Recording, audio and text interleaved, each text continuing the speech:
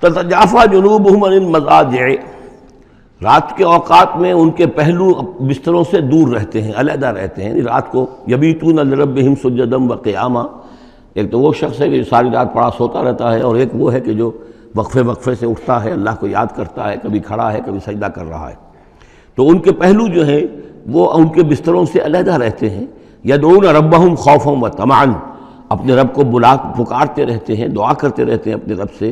خوف کے ساتھ بھی اور طمع کے ساتھ بھی۔ انہیں امید بھی ہوتی ہے، لالچ بھی ہوتا ہے کہ اللہ تعالیٰ رحم فرمائے، مغفرت فرمائے، لیکن ڈر بھی رہتا ہے کہ کہیں ہماری پکڑ نہ ہو جائے۔ وَمِمَّا رَزَقْنَاهُمْ يُنْفِقُونَ، اور جو کچھ ہم نے انہیں دیا ہے اس میں سے پھر وہ خرچ کرتے ہیں ہماری رضا جوئی کے لیے۔ فَلَا تَعْلَمُ نَفْسٌ مَّا أُخْفِيَ لَهُم مِّن قُرَّةِ أَعْيُنٍ، تو کسی جان کو نہیں معلوم، کسی انسان کو نہیں معلوم کیا کچھ چھپایا گیا ہے ان کے لیے ان کی آنکھوں کی ٹھنڈک کے واسطے۔ یعنی جنت میں ہم نے کیا کچھ چھپایا ہوا ان کے لیے کوئی نہیں جانتا۔ فلا تعلم نفس، کوئی نہیں جانتا۔ اسی مضمون کو اصل میں حضور نے ادا کیا ہے کہ ما لا عین رات ولا اذن سمعت وما خطر علی قلب بشر۔ باقی جو چیزیں بیان کی گئی ہیں ان کے بھی اصل حقیقت تو وہاں کھلے گی، لیکن پھر بھی یہ تو ابتدائی نزل ہے، پہلی مہمان نوازی ان چیزوں سے ہے جن کا کہ قرآن مجید میں ذکر ہے، جن کو کہ ہم سمجھ سکتے ہیں۔ اصل نعمتیں جو جنت کی ہیں وہ تو یہ فلا تعلم نفس، کوئی نہیں جانتا کیا کچھ چھپایا گیا ان کے لیے، اللہ تعالیٰ نے کیا کچھ تیار کر کے رکھا ہوا ہے ان کی آنکھوں کی ٹھنڈک کا سامان۔ جزاء بما کانوا یعملون، اور وہ بدلہ ہوگا ان کے اعمال کا۔ افمن کان مومنا کمن کان فاسقا، تو بھلا ایک شخص کہ جو مومن ہے کیا وہ ایسا ہو جائے گا جیسے فاسق ہو؟ کیا ان کا انجام برابر ہوگا؟ لا یستوون، نہیں وہ برابر نہیں ہو سکتے۔ اما الذین آمنوا وعملوا الصالحات، یقیناً وہ لوگ جو ایمان لائے اور جنہوں نے نیک عمل کیے، فلہم جنات الماوا، ان کے لیے تو وہ باغات ہیں جہاں ان کو ٹھکانہ دیا جائے گا۔ نزلا بما کانوا یعملون، اور یہ ہوگی ان کی ابتدائی مہمان نوازی۔ نزل عربی میں کہتے ہیں مہمان جیسے ہی آئے، نزیل اترا ہے وہ اپنی سواری سے، گھوڑے سے آیا ہے، اونٹ پر آیا ہے، آپ کے دروازے کے سامنے آ کر وہ اترا ہے، اونٹ کو بٹھایا ہے اس سے اترا ہے، یا آج کار سے اتر رہا ہے۔ تو اب یہ نزیل ہے اس وقت، اس نزیل کے لیے نزل فوری طور پر، موسم کے اعتبار سے ٹھنڈا ہے یا گرم ہے، آپ فوری طور پر لاتے ہیں، یہ نزل ہے۔ پھر وہ اب آپ کے پاس ٹھہر گیا ہے، آپ نے اس کے لیے کمرے کا بندوبست کیا ہے، وہ وہاں پر اس نے استراحت کی ہے، اب آپ نے اہتمام کے ساتھ اس کے لیے کھانا تیار کروایا، یہ ہے ضیافت، ضیف اب بنا ہے وہ۔ تو جیسے آیا ہے وہ نزیل ہے، اور جب گھر میں آپ کے ٹھہر گیا تو اب ضیف ہے، وہ پھر ضیافت ہوگی۔ تو وہ چیزیں جو ہیں ما لا عین رات ولا اذن سمعت وما خطر علی قلب بشر، یہ اصل میں ضیافت خداوندی ہے، اور یہ نزل ہے جس کا ذکر قرآن مجید میں اس تفصیل سے آیا ہے۔ وَأَمَّا الَّذِينَ فَسَقُوا فَمَأْوَاهُمُ النَّارُ، اور جو لوگ سرکش تھے اور جنہوں نے نافرمانی کی تھی ان کا ٹھکانہ آگ ہے۔ كُلَّمَا أَرَادُوا أَن يَخْرُجُوا مِنْهَا، جب بھی وہ چاہیں گے کہ وہاں سے نکل بھاگیں، اُعِیدُوا فِيهَا، پھر انہیں اسی میں لوٹا دیا جائے گا۔ وَقِيلَ لَهُمْ ذُوقُوا عَذَابَ النَّارِ الَّذِي كُنتُم بِهِ تُكَذِّبُونَ، اور ان سے کہا جائے گا چکھو اب مزہ اس عذاب کا، آگ کے عذاب کا جس کو تم جھٹلاتے رہے تھے۔ وَلَنُذِيقَنَّهُم مِّنَ الْعَذَابِ الْأَدْنَىٰ دُونَ الْعَذَابِ الْأَكْبَرِ لَعَلَّهُمْ يَرْجِعُونَ۔ یہ ہے آیت نمبر 21 اس سورہ مبارکہ کی، اور آیت نمبر 41 تھی سورہ الروم کی۔ ظہر الفساد فی البر والبحر بما کسبت ایدی الناس لیذیقہم بعض الذی عملوا لعلہم یرجعون۔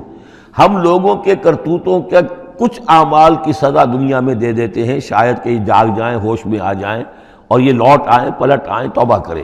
یہاں فرمایا ہم لازماً انہیں چکھائیں گے مزہ چھوٹے عذاب کا، ادنا، عذاب الادنا، دون العذاب الاکبر، اس بڑے عذاب سے پہلے لعلہم یرجعون، شاید کہ یہ جاگ جائیں، شاید کہ ہوش میں آ جائیں، شاید کہ لوٹ جائیں، شاید کہ توبہ کریں۔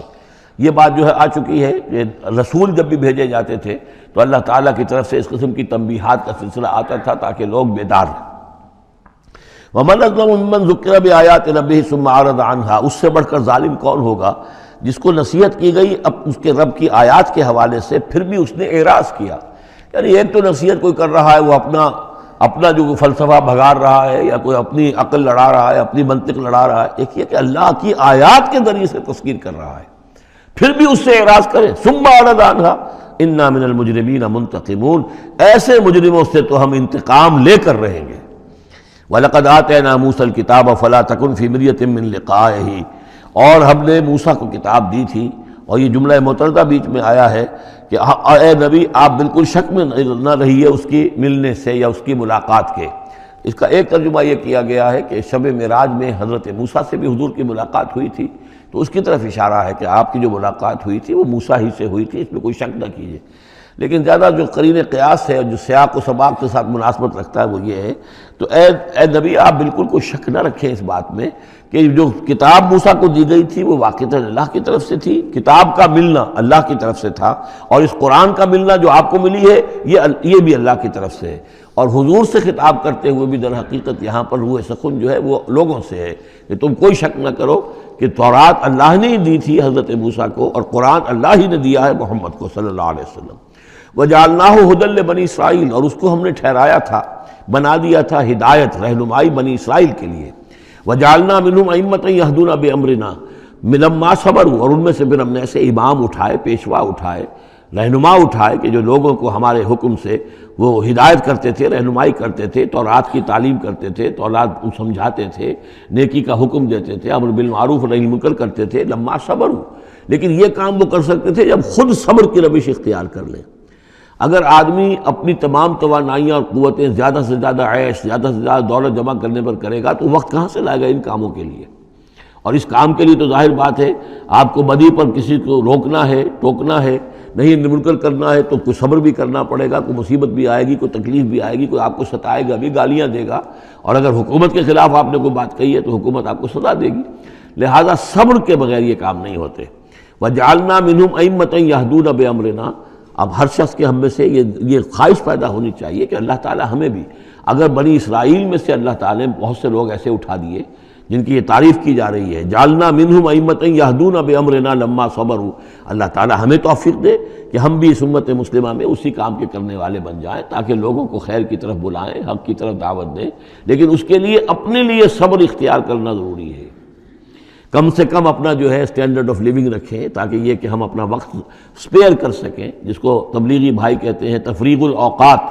اوقات فارغ نہیں کریں گے اپنے، سارا وقت تو لگا ہوا ہے آپ پیسہ کمانے میں، اس لیے کہ اس کے ایک خاص قسم کا معیار زندگی بنا لیا ہے، اور اس کو مینٹین کرنے کے لیے اب جتنا کچھ آپ کو چاہیے اب دن رات ایک کریں گے تو آپ اپنے اس معیار زندگی کو مینٹین کر سکتے ہیں۔ گویا کہ اب ہم اس معیار زندگی کو پوج رہے ہیں، ہمارے پاس اب وقت ہی نہیں ہے، صلاحیت کہاں لگائیں، کس وقت میں لگائیں، کیا کام کریں۔ لیکن صبر کی روش ہوگی اور پھر قرآن مجید کے ساتھ وہ تعلق ہوگا تو پھر انشاءاللہ تعالی اللہ تعالیٰ نے انسان میں بڑی صلاحیتیں رکھی ہیں، بڑی قوتیں رکھی ہیں، مسجود ملائک بنایا ہے، اللہ کے کریشن کا کلائمیکس ہے یہ، تو اللہ تعالیٰ کی یوں سمجھیے کہ تخلیق کا نقطہ عروج ہے، تو اس کے اندر صلاحیتیں ہیں۔ آدمی ارادہ کر لے، ہمت کرے، فیصلہ کر لے تو پھر یہ کہ اللہ تعالیٰ جو ہے اس کے لیے راستے کھول دیتا ہے۔ وَجَعَلْنَا مِنْهُمْ أَئِمَّةً يَهْدُونَ بِأَمْرِنَا لَمَّا صَبَرُوا وَكَانُوا بِآيَاتِنَا يُوقِنُونَ، ایک تو یہ کہ صبر کریں اور ہماری آیات کے اوپر پورا یقین ہو۔ إِنَّ رَبَّكَ هُوَ يَفْصِلُ بَيْنَهُمْ يَوْمَ الْقِيَامَةِ فِيمَا كَانُوا فِيهِ يَخْتَلِفُونَ، یقیناً آپ کا رب فیصلہ کرے گا ان کے مابین قیامت کے دن ان تمام چیزوں میں جن میں یہ اختلاف کر رہے تھے۔ أَوَلَمْ يَهْدِ لَهُمْ كَمَا أَهْلَكْنَا مِنْ قَبْلِهِمْ مِنَ الْقُرُونِ يَمْشُونَ فِي مَسَاكِنِهِمْ، کیا ان کے لیے یہ بات کافی نہیں ہوئی، ان کی رہنمائی کے لیے، ان کو سبق دکھانے کے لیے کہ ان سے پہلے ہم نے کتنی ہی بستیوں کو اور کتنی ہی نسلوں کو جو ہے ہلاک کیا ہے، کہ وہ جو پھرتے تھے اپنی انہی مساکن میں، اپنے شہروں میں، اور ایک مفہوم یہ کہ جن میں اب یہ پھر رہے ہیں، یہ جاتے ہیں اور سمود کی بستیوں کے پاس سے گزرتے ہیں۔ خبر آئی ہے کہ کوئی برطانوی سیاست جو ہے وہ محققین، انہوں نے وہ ڈیڈ سی میں اس کے ساحل کے ساتھ ہی اور پانی کے نیچے وہ آثار موجود ہیں اس شہر کے کہ جس کی طرف حضرت لوط علیہ السلام کو بھیجا گیا تھا۔ تو خبر میں یہ ہے کہ قرآن اور تورات کی جو بات ہے اس کی تصدیق ہو گئی ہے، لیکن وہ بستی جو ہے میرا گمان یہی تھا کہ وہ جو ہے اصل میں سمندر کے اندر آ چکی ہے، اور شاید اسی لیے ڈیڈ سی اس کا نام ہو کہ پورے شہر جو ہیں بڑے ہوئے وہ اس کے اندر دھنس گئے ہیں، اور گویا کہ سب کے سب اسی کے اندر جو ہے ان کی قبر بن گئی ہے، وہ پانی کی قبر کے اندر وہ دفن ہوئے ہیں۔ بہرحال یہ تمام چیزیں جو ہیں تم پھرتے ہو، آتے ہو، جاتے ہو، انہی لوگوں کے مساکن کے اندر اب تم پھر رہے ہو۔ ان فی ذلک لآیات فلا یسمعون، اس میں یقیناً نشانیاں ہیں، تو کیا تم عقل سے کام نہیں لیتے، سنتے نہیں ہو؟ اولم یروا انا نسوق الماء الی الارض الجرز، کیا انہوں نے دیکھا نہیں کہ ہم پانی کو ہانک کر لے جاتے ہیں ایک ایسی زمین کی طرف جو چٹیل پڑی ہے، بے آب و گیا ہے، فنخرج به زرعا تاکل منه انعامهم وانفسهم، پھر ہم اس کے ذریعے سے اس پانی میں کھیتی اگا دیتے ہیں کہ جس میں سے کھاتے ہیں ان کے مویشی بھی اور خود یہ بھی۔ افلا یبصرون، تو کیا یہ دیکھتے نہیں ہیں؟ وَيَقُولُونَ مَتَىٰ هَٰذَا الْفَتْحُ إِن كُنتُمْ صَادِقِينَ، اور وہ یہ کہتے ہیں کب ہوگا یہ فیصلہ، اگر تم سچے ہو تو بتاؤ اے مسلمانوں، یہ قیامت یا عذاب یہ کب آئے گا؟ قُلْ يَوْمَ الْفَتْحِ لَا يَنفَعُ الَّذِينَ كَفَرُوا إِيمَانُهُمْ، کہہ دیجئے وہ جو فیصلے کا دن ہوگا پھر اس دن کافروں کا ایمان لانا ان کے لیے ہرگز مفید نہیں ہوگا۔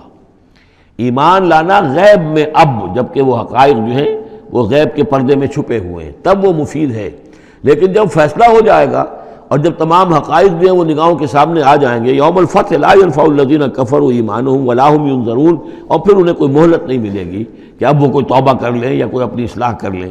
فاعرض عنہم، تو اے نبی آپ ان سے اعراض فرمائیے، ان سے درگزر کیجئے، ان کی باتوں پر زیادہ نہ جائیے۔ منتظر انہم منتظرون، آپ بھی انتظار کیجئے اور یہ بھی انتظار کر رہے ہیں۔